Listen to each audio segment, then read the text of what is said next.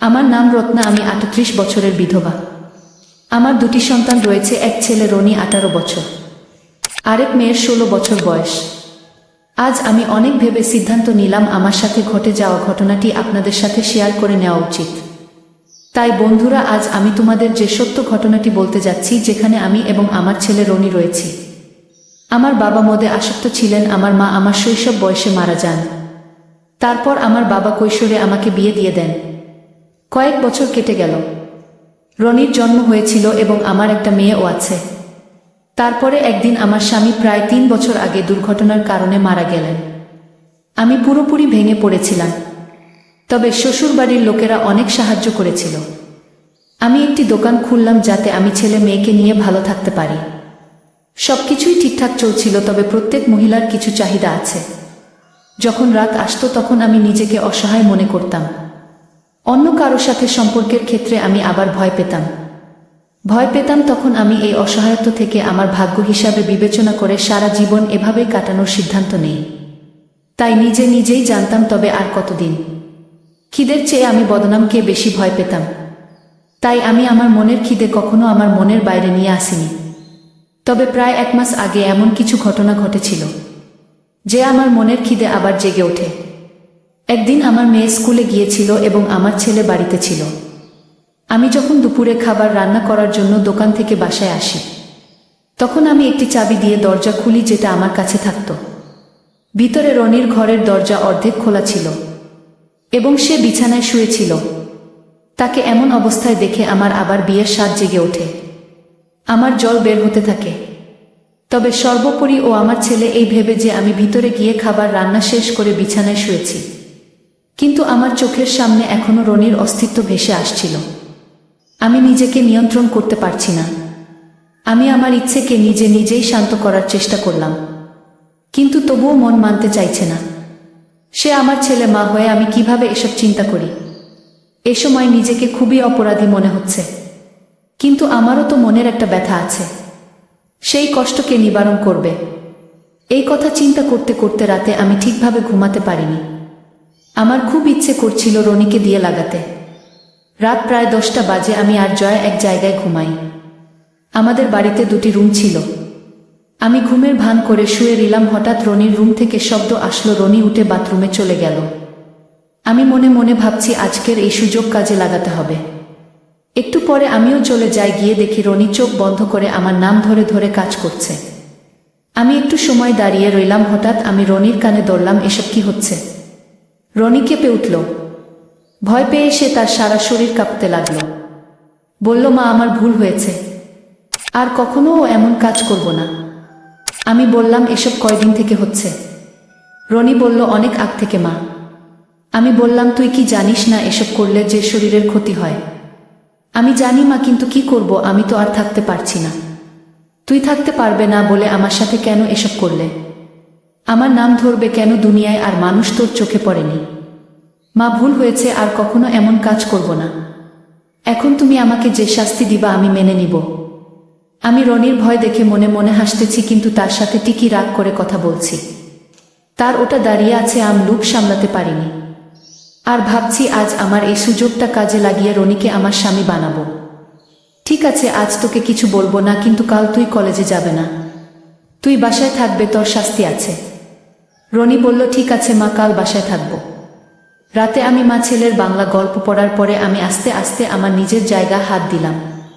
আমার আবেগ সম্পূর্ণ সহনশীলতার বাইরে ছিল। আমি কল্পনা করেছিলাম রনি আমাকে নিয়ে কত কিছু করছে।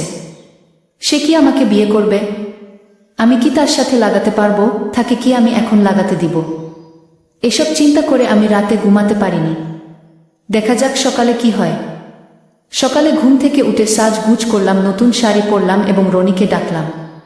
সে এসে আমার সামনে দাঁড়িয়ে আছে, আমার দিকে হা করে তাকিয়ে আছে। আমি বললাম, তুই কি আমাকে সত্যি লাগাতে চাস? রনি বলল, হে মা, তোমাকে আমি বিয়ে করতে চাই। আমি বললাম, তবে আমার একটা শর্ত আছে। তুই আমাকে কথা দিতে হবে জীবনে আর কোনোদিন হাতের কাজ করতে পারবে না। রনি খুশি হয়ে বলল, ঠিক আছে মা, তুমি যা বলবা আমি তাই করব। আমি বললাম, ঠিক আছে, এখন আমি তোর পরীক্ষা নিব, আমার স্বামী হওয়া যোগ্য আছো কিনা।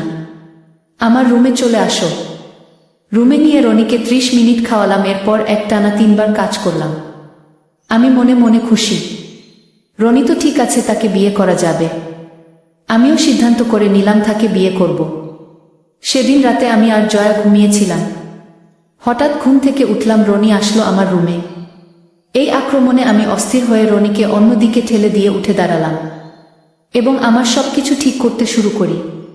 তখন রনি শুইয়ে দিয়ে বলল, মা, প্রতিদিন তুমি কাজ করার সময় তোমাকে দেখি এবং আমি তোমাকে সব সময় দরজার ফুটা দিয়ে তোমাকে দেখি।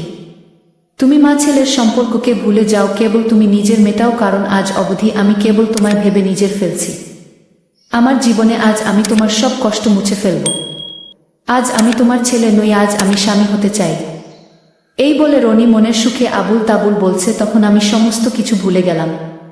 আমার নিজের উপর নিয়ন্ত্রণ ছিল না। ঠিক তখন আমি রনির দিকে তাকালাম। তাকে একটা হাট্টাকাট্টা লোকের মতো লাগছিল, আর তার বাবার চেয়ে দীর্ঘক্ষণের কথা চিন্তা করতে লাগলাম। আর রনি আমার কোনো বাধা না পেয়ে তার মুখে হাসি ফুটে উঠল। আমি আমাদের এলাকার সব থেকে সুন্দর মহিলা ছিলাম, আর চাইতাম কেউ আমাকে দেখুক, আমাকে লাগাক। আমি বললাম, রনি, আমাকে তুই দে এবং আমাকে নিয়ে তোর মনে যা আসে তাই কর। আমাকে মেরে ফেলো, আমাকে গালাগালি কর, তুই যা চাস তাই কর। আজ তোকে কিছু বলবো না, আজ তুই আমার স্বামী। আমার কষ্ট মুছে দে রনি। আমি তোমাকে সত্যিকারের বউ বানিয়ে নেব। তোমায় আমি আজ সব কষ্ট মুছে দিয়ে খুব মজা দেব। তুমি কষ্ট পেলেও আজ আমি সেটা দেখব না। আমি আজ পুরো এলাকাটি জানাতে চাই যে তুমি আমার সাথে আছো। আমি খুব চিৎকার দিচ্ছি, জুড়ে জুড়ে। আমার চিৎকার এত জোরে বেরিয়ে এলো যে কণ্ঠ শুনে আমার মেয়ে জয়া ঘুম থেকে জেগে বলল, কি হয়েছে মা? আমরা মা ও ছেলে দুজনেই আমাদের কাজে ব্যস্ত। আমি বললাম, কিছু না রে মা, তুই ঘুমা। জয়া বলল, আম্মু, ভাই তোমার সাথে কি করছে? আমি বললাম, তোর ভাই আমাকে ভালোবাসতেছে, তোর বিয়ে হলে তুইও বুঝবি। আমি ভয় পেয়েছিলাম জয়া কি বলবে, কিন্তু জয়া বলল, মা, তোমরা প্রেম করো, আমি ঘুমাই। জয়ার কথা শুনে আমরা মা ছেলে হেসে উঠলাম। রনি বলল, আরে জয়া, ভালোবাসার এই উপহার তোর বিয়ে হলে বুঝতে পারবি। আমি বললাম, হ্যাঁ। রনি কাজ করে করে বলল, মা, আমি প্রতিদিন তোমার সাথে কাজ করতে চাই। আমার লক্ষ্মী ছেলে, চিন্তা করিস না, এখন থেকে যখন তোর খেতে মন চাইবে তখনই আমাকে বলবি। জয়া বলল, ভাইজা, তুমি মাকে অনেক ভালোবাসো তাই না? আমি বললাম, হ্যাঁ। মাকে খুব খুশি করেছি, আর এখন তুইও ঘুমা। আমার মনে ভয় জেগেছিল যে জয় হয়তো এসব মেনে নেবে না, কিন্তু পরে জয়া আমাদের নিয়ে কিছু বলেনি। আমিও আর কিছু সময় পর আমরা মা মেয়ে দুজনেই ঘুমিয়ে পড়লাম। পরের দিন আমি দোকানে গিয়েছিলাম এবং আমার ছেলে কলেজে। দিনটি সাধারণ দিনের মতো চলে যায়। সত্যি বলতে আমি আমার স্বামীর চেয়ে আমার ছেলেকে বেশি পছন্দ করছিলাম। আর এখন আমি অপবাদে ভয় পেতাম না, কারণ আমি বাড়িতে সবকিছু পেয়েছিলাম। রাত 9টা নাগাদ আমি দোকান থেকে বাড়ি চলে আসি। জয়া তার পড়াশোনায় ব্যস্ত ছিল এবং রনি ল্যাপটপে কিছু একটা করছিল। আমি তার কাছে গিয়ে জিজ্ঞাসা করলাম, কি করছিস? রনি বলল, মা, আমি কলকাতায় একটি আন্তর্জাতিক কল সেন্টারে চাকরি পেয়েছি। মাসে বেতন 30,000 টাকা এবং আলাদাভাবে আমাদেরকে একটা ফ্ল্যাট দেওয়া হবে।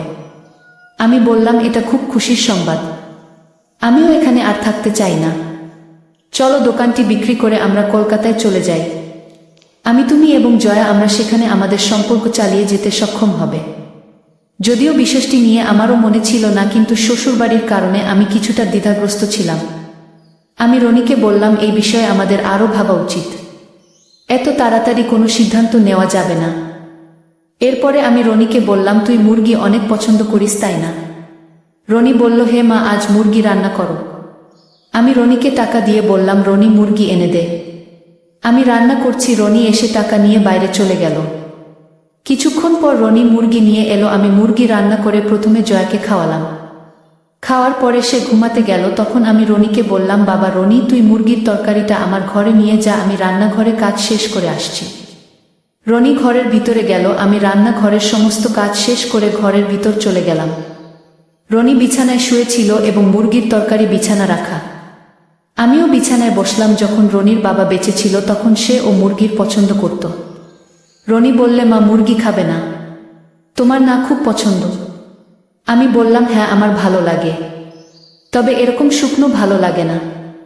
রনি সব বুঝতে পেরে আমাকে অবাক করে বলল, মা, তুমি কি ড্রিঙ্ক খাও?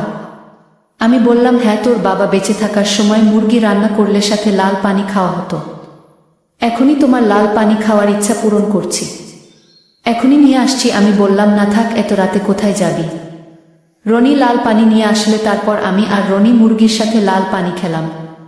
সেদিন আমি আর রনি মিলে অনেক আনন্দ করলাম। সারা রাত আমরা ঘুমাইনি। মা, আমি তোমাকে খুব পছন্দ করি। আমার সাথে কলকাতায় চলো।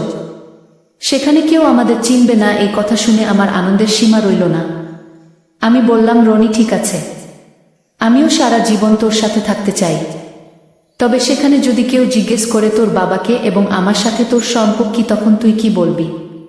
বলল, মা তুমি চিন্তা করো না, বড় শহরে কাউকে নিয়ে কেউ ভাবে না। তারপরও যদি কেউ জিজ্ঞাসা করে আমি বলবো যে আমি তোমার স্বামী। আমি বললাম, রনি তাহলে ঠিক আছে, সেখানে আমাদের কেউ চিনবে না, সমাজে কেউ কিছুই বলবে না এবং আমরা বাকিটা জীবন সুন্দরভাবে উপভোগ করতে পারব। আর যখন তুই বিয়ে করতে চাইবে তখন আমরা অন্য শহরে চলে যাব। মা, আমি আর বিয়ে করব না, তোমাকে পেয়ে আমি খুশি। রনির কথা শুনে আমিও আনন্দে হেসে উঠলাম। তুমি কি বলছো মা? যত তাড়াতাড়ি সম্ভব পরিকল্পনা করতে হবে। কিন্তু জয়া কিভাবে বুঝাবো? আমি বললাম, আমি তাকে বোঝাবো, তুই চিন্তা করিস না, আমি তাকে সব বোঝাবো। তবে আমিও তোর কাছ থেকে একটি জিনিস চাই। পরদিন সকাল 8টায় উঠলাম। আমাদের ঘুমে দেখে জয়া স্কুলে চলে গেছে।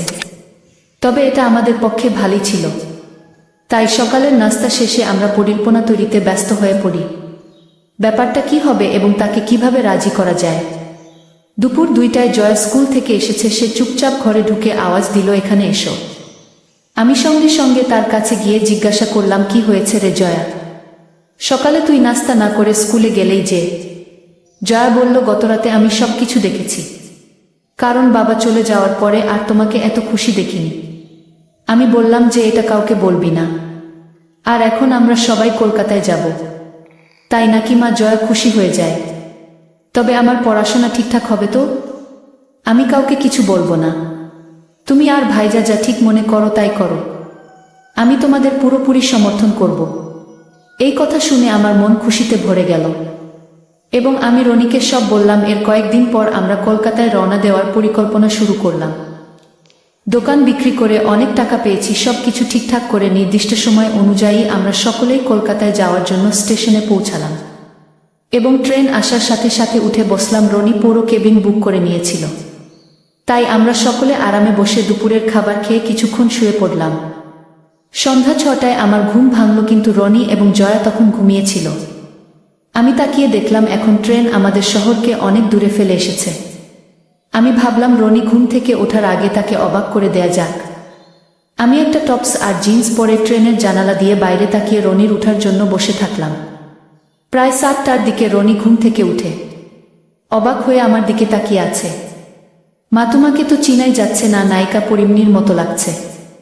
আমি বললাম, তুই তো জানিস তোর বাবা চলে যাওয়ার পর আমি কতটা কষ্টে ছিলাম।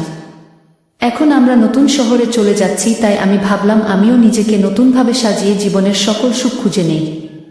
আমি তোমাকে সব সময় সুখী দেখতে চাই মা, কারণ আমি তোমাকে সব সময় কাঁদতে দেখেছি। জয়াও ঘুম থেকে উঠে আমার দিকে হা করে তাকিয়ে আছে। মা, তোমাকে নাইস লাগছে, তুমি যে কাজে সুখ পাও তুমি তাই করো, এতে আমার খুব ভালো লাগবে। তাই মা, তুমি যা কিছু করতে চাও তা করো, এতে আমার সর্বদা সমর্থন থাকবে। আমার মেয়ের মুখ থেকে এমন কথা শুনে আমি মনে মনে খুব খুশি হই, এই ভেবে যে আমার মেয়ে আমার মনের সব কষ্ট বুঝতে পেরেছে। তখন আমি জয়াকে বললাম যে তোর বাবার পরে এখন আমি কেবল তোর ভাইয়ের মাঝে সুখ খুঁজে পাই। নতুন শহরে যদি তোর ভাইকে বাবা বলতে হয় তবে কি তোর কোনো আপত্তি থাকবে? জয়া বলল, মা আমি জানি এবং আমি দেখেছি ভাই তোমাকে খুব ভালোবাসে, তাই তাকে বাবা বলতে আমার কোনো সমস্যা নেই। যদি ভাইকে বাইরের লোকের সামনে বাবা বলতে হয় তবে আমি তাই বলবো, কারণ আমি তোমায় শুধু সুখী দেখতে চাই।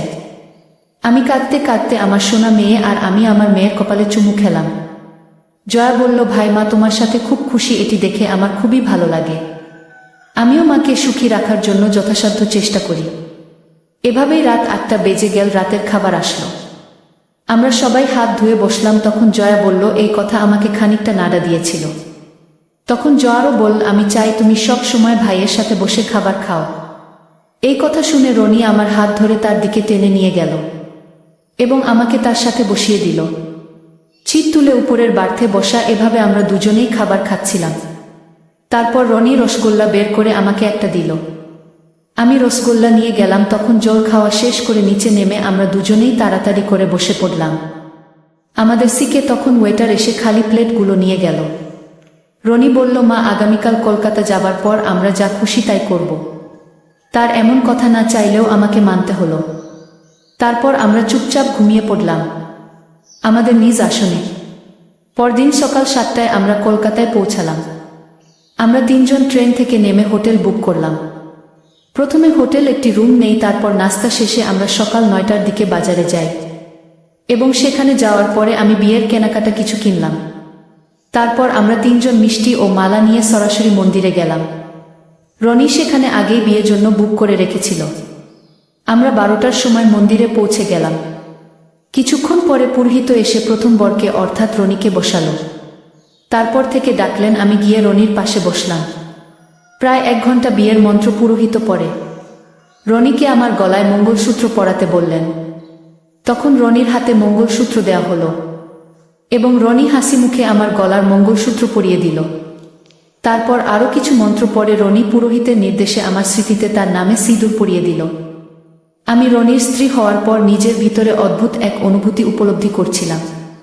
তখন আমি ভাবতে লাগলাম, একটি নতুন শহরে কমপক্ষে আমার বাকি জীবনটা উপভোগ করে কাটাতে পারব। প্রায় 4টা নাগাদ আমাদের বিয়ের শেষ হলো। পুরোহিতকে তার দক্ষিণা দিয়ে আমরা তার আশীর্বাদ নিলাম। তারপর আমরা 5টা নাগাদ হোটেলে আসি, যেখানে হোটেলের লোকরা রনির কথামতো আগেই গোলাপ ফুল দিয়ে সাজিয়েছিল। আমরা 3 জনই প্রথমে খাবার খেয়ে নিলাম। তখন জয়া বলল, আমি তোমাকে আর বাবাকে এভাবে সারা জীবন একসাথে দেখতে চাই। আমি কিছুটা স্তব্ধ বোধ করলাম। তখন রনি বলল, ঠিক আছে, তুই সোফায় বসে আমাদের ছবি তুলবে এবং আমাদের স্মৃতি স্মরণীয় করে রাখার জন্য একটি ভিডিও বানাবে। এরপরে আমরা একটা বাসা নিলাম। এভাবে কেটে গেল 6 মাস। আজ আমাদের বিয়ের 2 বছর হলো। আজ আমি রনির ছেলের মা। তো বন্ধুরা, আজকের ভিডিওটি এখানেই শেষ করলাম। অনেক কষ্ট করে ভিডিওটি আপনাদের জন্য বানিয়েছি। যদি ভিডিওটি ভালো লেগে থাকে তাহলে একটা লাইক এবং সাদিয়া ব্লগ চ্যানেলটি সাবস্ক্রাইব করবেন। এই আশা ব্যক্ত রেখে আপনাদের কাছে বিদায় নিচ্ছি। দেখা হবে আগামীকালের নতুন কোনো ভিডিওতে। সে পর্যন্ত সবাই ভালো থাকুন। ধন্যবাদ।